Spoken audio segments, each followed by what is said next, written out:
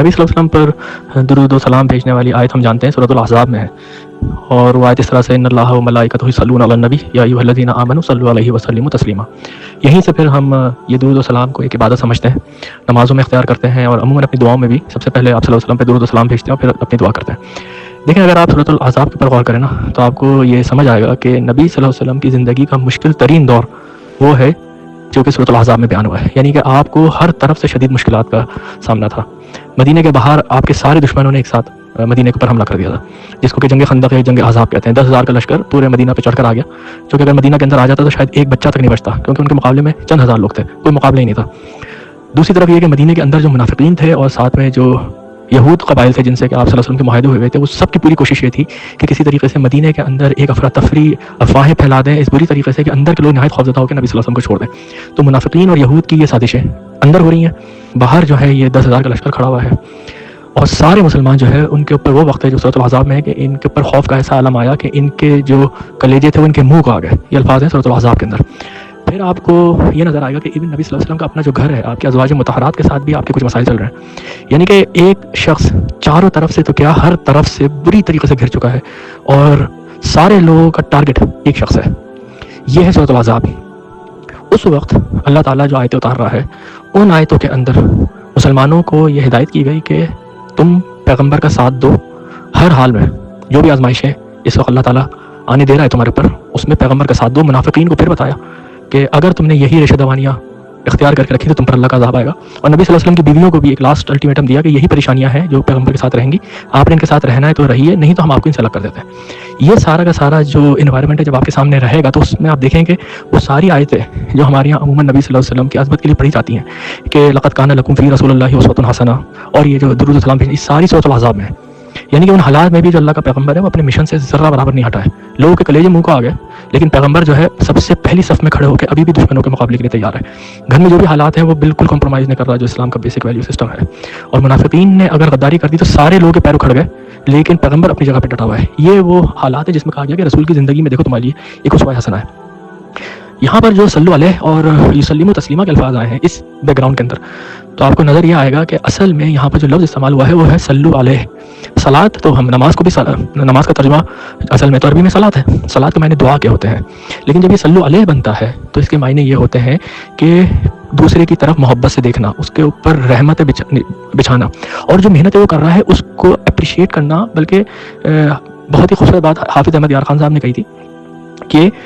اس کے لیے تالیاں بجانا کہ کیا زبردست کام تم کر رہے ہو۔ یہ ہے صلو علیہ کے معنی۔ اب آپ دیکھیں کہ جب کہا جاتا ہے نا ان اللہ و ملائکتہ یصلون علی النبی، تو اب اس میں لوگ پوچھتے ہیں کہ بھائی اللہ کیسے دعا کر سکتے ہیں، فرشتے کیسے دعا کر سکتے ہیں؟ ہمارے لیے تو ہے کہ ہم ان پہ رحمت کی دعا کریں گے۔ اصل میں صلو علیہ کے معنی یہ ہے کہ اللہ تعالیٰ جو ہے آپ کی طرف نہایت محبت سے دیکھ رہا ہے، آپ کی ایک ایک ایفرٹ کے اوپر جس کو کہتے ہیں نا خوشی سے فرحاں ہو چکے ہیں، اور فرشتے بھی اپلاؤڈ کر رہے ہیں کہ کیا یہ کریشن اللہ کی ہے، اور یہ کیا اس کے اندر ایک اللہ نے انمول نگینہ پیدا کیا ہے کہ ان حالات میں یہ اللہ کا بندہ اکیلے کھڑا ہوا اپنے مشن کے لیے ساری دنیا سے لڑ رہا ہے۔ یہ ہے صلو علیہ کے معنی۔ اور یسلموا تسلیما کے معنی یہ ہوتے ہیں کہ تم لوگوں کو چاہیے کہ تم اس کی مخالفت نہ کرو، کیونکہ سلامتی سے یہ لفظ نکلا ہے نا، تم اس کی مخالفت نہ کرو بلکہ اس کا ساتھ دینے کی کوشش کرو۔ اس کے معنی یہ بھی ہے کہ وہ اللہ کا پیغمبر ہے، وہ جو کچھ بھی کہہ رہا ہے اس وقت، یہ جو کچھ بھی کر رہا ہے وہی الہی کی روشنی میں کر رہا ہے، تو تم اپنا سر تسلیم خام کر دو۔ یہ معنی ہے یسلموا تسلیما کے اور صلو علیہ کے۔ ہماری عموماً اس کو جسٹ ایک وظیفہ بنا دیا گیا ہے، اور یہ سمجھا جاتا ہے کہ آپ نے درود اس لیے پڑھنا ہے کہ آپ کو ثواب ہوگا۔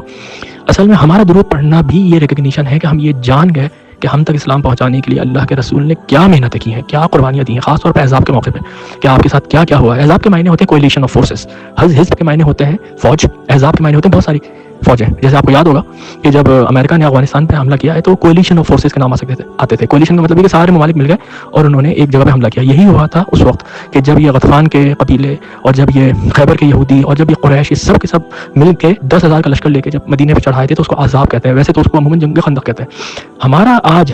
صحیح معنوں میں درود و سلام یہ ہے کہ ہم سب سے پہلے تو جانیں کہ اللہ کے رسول نے ہمارے لیے کیا محنتیں کی، نہیں تو ہم تک اسلام نہیں پہنچتا، ہم پتہ نہیں کس حال میں ہوتے،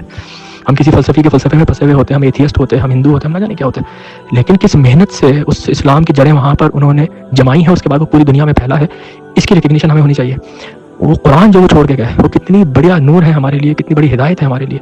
اس کی ریئلائزیشن ہمیں نہیں چاہیے. وہ سنت جو وہ پیچھے چھوڑ کے گئے اور وہ ایک کردار جو وہ چھوڑ کے گئے جس کے لیے آپ ہمیشہ اوپر کی طرف دیکھتے ہیں کہ ہاں یہ ہے وہ کردار جو کہ ایک اچھے انسان کا ہے اور جو اللہ کو مطلوب ہے. یہ ساری کی ساری چیزوں کی اگر ہمیں ریئلائزیشن ہوگی تو ہم بھی آپ صلی اللہ علیہ وسلم کے اوپر رحمتوں کی دعا کریں گے کہ ان کے درجات اللہ تعالیٰ بلند کرے, اور ہم کہیں گے کہ ہم نے مانا کہ کتنی محنت کی اللہ کے رسول نے اور کیا ہی انہوں نے ایک مثال ہمارے لیے چھوڑی ہے, اور کیا ہی کام ہے جو انہوں نے, یہ جس کو کہتے ہیں نا اپلاڈ کرنا اور جس کو کہتے ہیں نا کلیپ کرنا, اسٹینڈنگ اویشن, یہ سارے الفاظ جو ہم انگریزی کے استعمال کرتے ہیں یہ صلو علیہ کی اسپرٹ ہے اصل میں. تو اگر میں اللہ کے رسول کے اوپر سلام پھیرتا ہوں تو اصل میں میرے ذہن میں یہ سب کچھ ہے پیچھے, کہ ایک تو یہ کہ مجھے آپ کے کام کی ریئلائزیشن ہے, آپ کی محنت کی اپریسیشن ہے, جو دین آپ چھوڑ کے گئے ہیں اس دین کی سچائی پہ مجھے بھروسہ ہے, اور جو قرآن آپ چھوڑ کے گئے ہیں پیچھے اس کی اہمیت کا مجھے اندازہ ہے. اور یسلم و تسلیمہ کے معنی اگر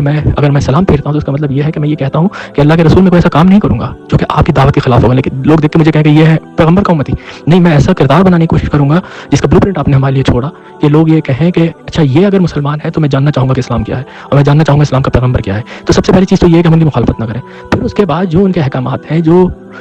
کردار وہ پیچھے چھوڑ کے گئے, اس کے آگے ہم سر تسلیم خم کریں. اب ہمارے یہاں کیا ہوا ہے کہ ہمارے یہاں کیونکہ یہ ساری باتیں اتنے پراپر طریقے سے بتائی نہیں جاتی, ہمارے یہاں جو ہے وہ قرآن ترجمے سے اور عربی جو ہے اس طرح سے پڑھائی نہیں جاتی, تو یہ کیا ہے, یہ ایک وظیفہ بن کے رہ گیا کہ 100 دفعہ درود پڑھ لو, 500 دفعہ درود پڑھ لو, یہ کام ہو جائے گا. نماز کے اندر کیوں درود پڑھ رہے ہیں؟ اور سب سے بڑی بات یہ ہے کہ پھر وہ نبی صلی اللہ علیہ وسلم کی عظمتوں کے لیے ایک ایسا پیراڈائم بنا دینا کہ وہ انسان ہی نہیں ہے, تو پھر ہم ان کو کیا فالو کریں گے. تو یہ ہے صلو علیہ اور یسلموا تسلیما کے معنی.